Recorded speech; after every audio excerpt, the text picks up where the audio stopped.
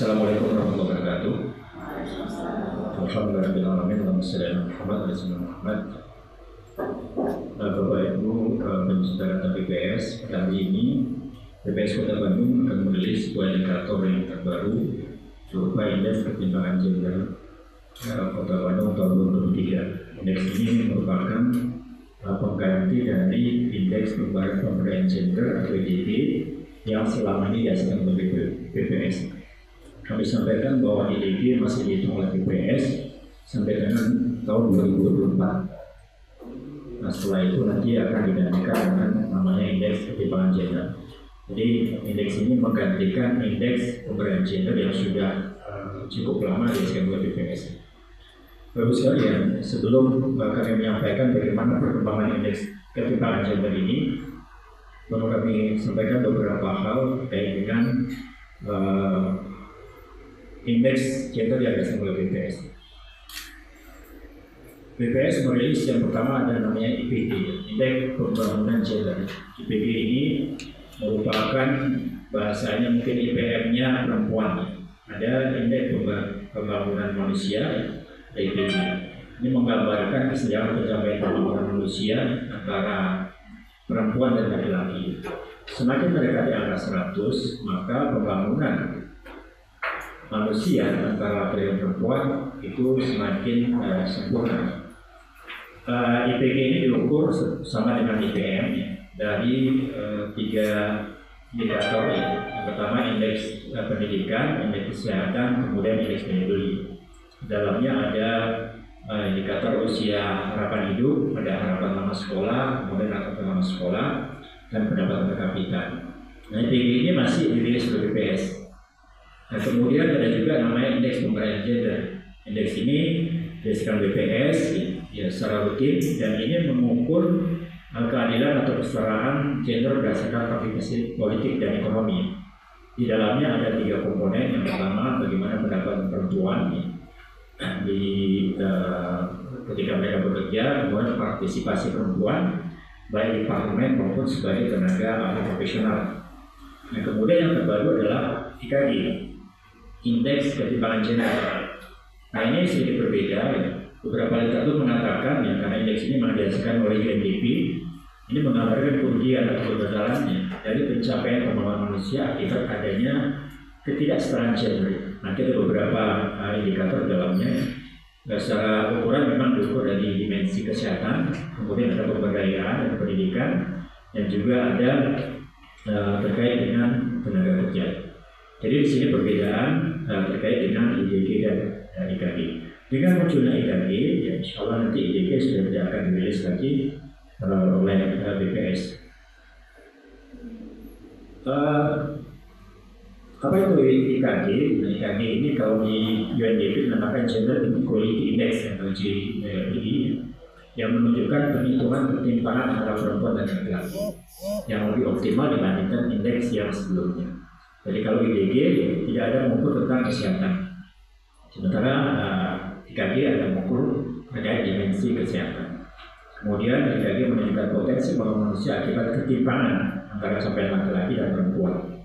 Dan di sana juga ada unsur pemberdayaan, dan sekaligus nanti ada faktor-faktor resiko. Nah, IKG ini diukur dari pertama dimensi kesehatan reproduksi perempuan. Nanti di slide berikutnya bisa dilihat seperti apa. Ini untuk melihat resiko seorang perempuan ketika mereka melahirkan, resiko kematiannya seperti apa, seperti itu. Kemudian melahirkan anak, ya.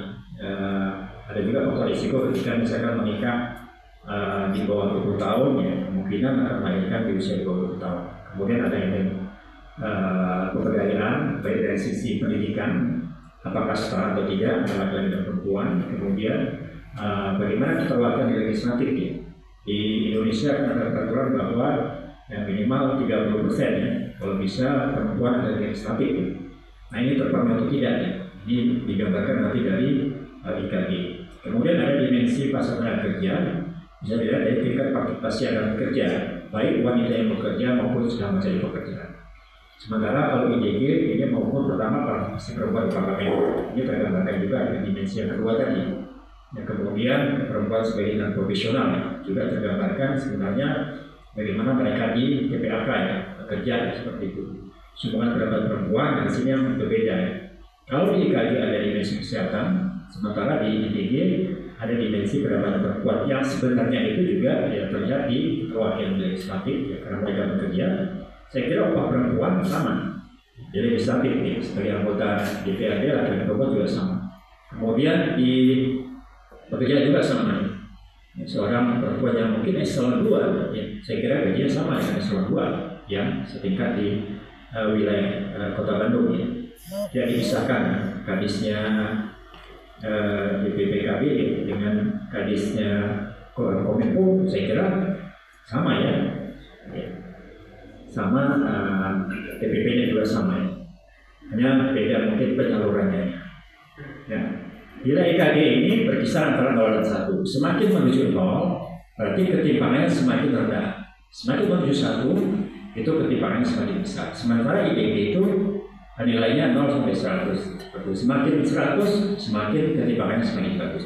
Jadi ada perbedaan dari sisi penilaian maupun dimensi. Baik, dimensi-dimensi ini mari kita lihat ya. Yang pertama terkait dengan kesehatan reproduksi. Jadi data yang digunakan adalah proporsi perempuan usia produktif 15-49 tahun ya, yang melahirkan anak lahir hidup tidak di fasilitas kesehatan. Artinya semakin besar proporsi ini ya, wanita yang melahirkan bukan di fasilitas kesehatan, maka resiko perempuan itu semakin besar ya. Dan ini membuat indeks itu akan semakin timpang. Kalau misalkan proporsi perempuan di fasilitas kesehatan itu cukup tinggi ya fasilitas. Nah, kemudian proporsi perempuan yang produktif melahirkan anak hidup pertama berusia 20 tahun. Artinya harapannya tidak ada pernikahan dini. Ya, kalau pernikahan dini 20 tahun itu berisiko ya. Ini juga faktor risiko bagi perempuan. Ya. Ini dua indikator ini menjadi bagian apakah pemerintah Kota Bandung kalau kita akan rilis memberikan perhatian terhadap perempuan, termasuk tentu para suami. Ya, para suami kalau istri mau melahirkan, ya dibawa ke tempat kesehatan itu baru dulu.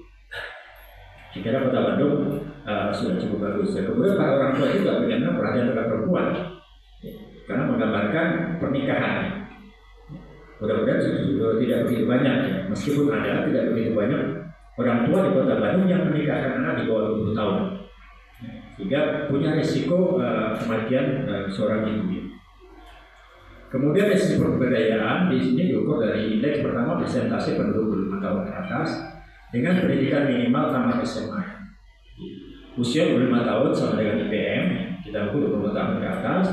Kira-kira bagaimana antara laki-laki dan perempuan yang bersekolah ya, yang sudah tamat SMA ke atas seperti apa?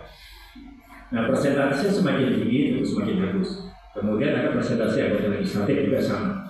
Yang laki-laki seperti apa, maupun seperti apa, semakin banyak yang perempuan maka ini indeks ketimpangan gendernya akan semakin rendah. Kemudian faktor tingkat kapasitas kerja. Bagaimana keterlibatan seorang wanita di pasar tenaga kerja, ya? Baik yang bekerja maupun yang mencari pekerjaan. Semakin tinggi artinya semakin sama antara TPAK antara laki-laki dan perempuan, maka ketimpangan itu akan semakin rendah. Nah, baik kita lihat bagaimana hasilnya dari hitungan BPS bahwa IKG Kota Bandung pada tahun 2003 sebesar 0,275. Apakah 0,275 ini bagus Bapak Ibu sekalian? BPS sebenarnya ada membagi indikator ini di bawah 0,3 itu termasuk rendah. Jadi ini sudah termasuk kategori yang rendah ya, di bawah 0,399 itu rendah. Kemudian menengah antara 0,4 sampai 0,449. Kemudian menengah atas antara 0,45 sampai 0,499. Sementara tinggi adalah 0,5 ke atas. Jadi Kota Bandung, alhamdulillah kalau melihat dari IKG-nya, ketimpangan antara laki-laki dan perempuan ini cukup rendah. Ya, bisa lihat di ruangan ini laki-laki dan perempuan kayaknya banyak perempuan. Harusnya lebih rendah lagi seperti ini. Nah kemudian IKG Kota Bandung ini dibanding 2022 ya, karena kami menghitung sampai 2018 ya, 2018 ke belakang itu mengalami penurunan. Artinya semakin bagus, ketimpangannya semakin turun sebesar 0,085. Nah kondisi menurun ini tentu menggambarkan bahwa pembangunan antara perempuan dan laki-laki di Kota Bandung itu relatif cukup bagus ya. Nah, kesalahan jadi Kota Bandung ini semakin membaik. Kita bisa lihat di grafik yang sebelah kanan bagaimana angka IKG, IDG dan IPG ya. IKG-nya 2022-2023 mengalami penurunan, IDG mengalami peningkatan sejalan ya. Demikian juga untuk IPG sedikit berbeda ya. Dari dimensi IPG ini justru malah semakin rendah ya, semakin rendah. So, artinya pertimbangannya agak sedikit berbeda karena memang alat ukurnya tadi berbeda. Kita lihat lebih jauh ya, terkait dengan perkembangan dimensi kesadaran produksi. Perhatikan bahwa grafik yang biru, grafik yang biru proporsi perempuan usia produktif yang melahirkan hidup pertama berusia lebih kecil dari 20 tahun. Ini awalnya 2021 0,202, 0,186, kemudian menurun jadi 0,184. Artinya masih ada sebenarnya, masih ada wanita yang usia 20 tahun sudah melahirkan anaknya. Ini barangkali menjadi perhatian juga. Diharapkan bahwa anak wanita Kota Bandung ini ya menikah 20 tahun ke atas, minimal 20 tahun. Kemudian proporsi perempuan usia produktif yang melahirkan di grafik yang warna orange yang tidak dibaca kesehatan sangat kecil sekali ya, 0,014 ya. Tetapi masih ada. Kota Bandung mestinya ya dengan pasien kesehatan cukup banyak ya sebenarnya sudah ada. Ini persoalannya apa? Mungkin barangkali nanti bisa dicari apakah persoalan masalah ekonomi sehingga seorang ayah tidak membawa istrinya ke fasilitas kesehatan, tidak mampu bawa ke fasilitas kesehatan. Barangkali bisa terjadi hal itu. Nah, nilai dua indikator dimensi kesehatan produksi ini cenderung menurun antar waktu, artinya resiko potensial kesehatan, resiko kematian seorang ibu di Kota Bandung semakin kecil ya 2023. Yang dimensi perkembangan keberdayaannya kita bisa melihat keterwakilan di legislatif ya. Indikatornya di sini bisa lihat bahwa yang laki-laki di tahun 2023 82%, kemudian yang perempuan 18% tahun 2023. Nah 2024 hasil pemilu ya, kemarin kita belum tahu. Barangkali mungkin sudah ada angkanya, yang terpilih siapa, cuman kan belum dilantik ya. Tapi mudah-mudahan akan semakin bagus ya.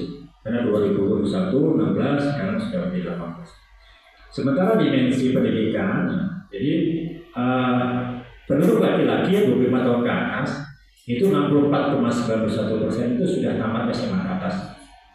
Sementara penduduk perempuan 25 tahun ke atas itu 57,03%. Artinya ada gap antara laki-laki dan perempuan.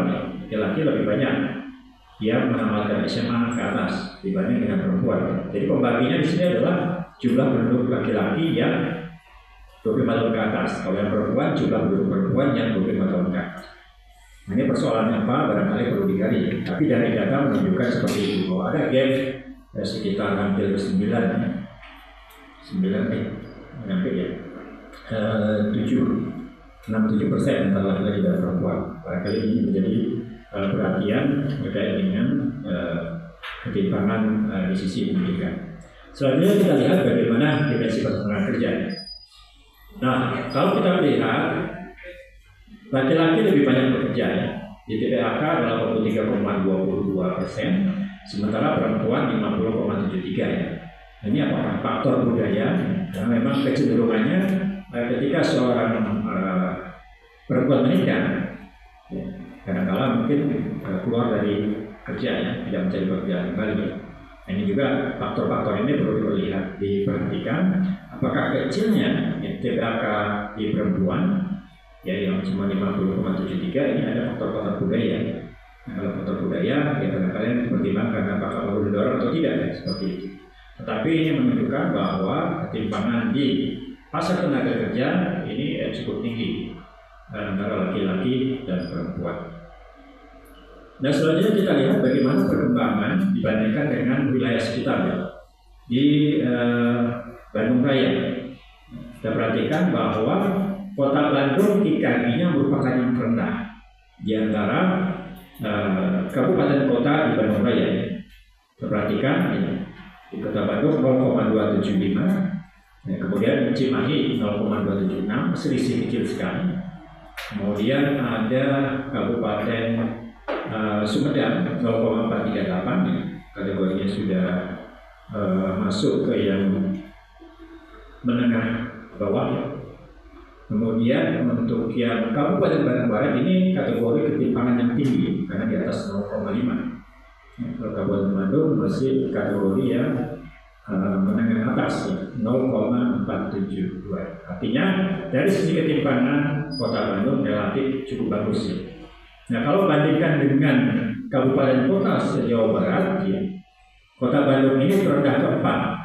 Yang paling rendah adalah kota Depok 0,152, kemudian Sukabumi 0,221 dan kota Bekasi 0,253. Jadi kalau ingin melakukan studi banding, cek ya Depok seperti apa ya. Barangkali sana DPK-nya cukup tinggi karena Depok ini sebagai penyangga DKI ya. Barangkali DPK-nya cukup tinggi sehingga tingkat IKG-nya menjadi cukup rendah. Ini gambaran dibanding dengan wilayah-wilayah yang ada di sekitarnya.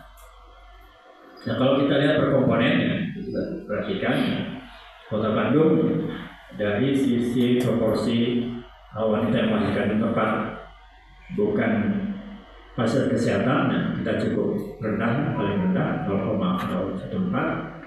Kemudian dari sisi wanita yang menikah atau melahirkan di bawah 20 tahun, kita masih kalah dengan kota Cimahi ya. Cimahi 0,132. Makanya orang Bandung ini kalau melahirkan tidak di fasilitas kesehatan, tidak di Cimahi saja. Tercatat di Cimahi. Kemudian dari sisi keterwakilan ya, kita masih kalah juga dengan mana ini? Bandung Barat cukup tinggi, kemudian Bandung kabupatennya cukup tinggi, 82 sama dengan Sumedang yang laki-laki ya. Kalau yang perempuan, yang perempuan laki-laki yang perempuan, kita kalah dengan Cimahi 26% itu 30%. Jawa Barat cukup tinggi. Nah ini kenapa kota Bandung rendah? 18, sementara rata-rata Jawa Barat itu 22 ya, 2 ya, di perwakilan provinsi.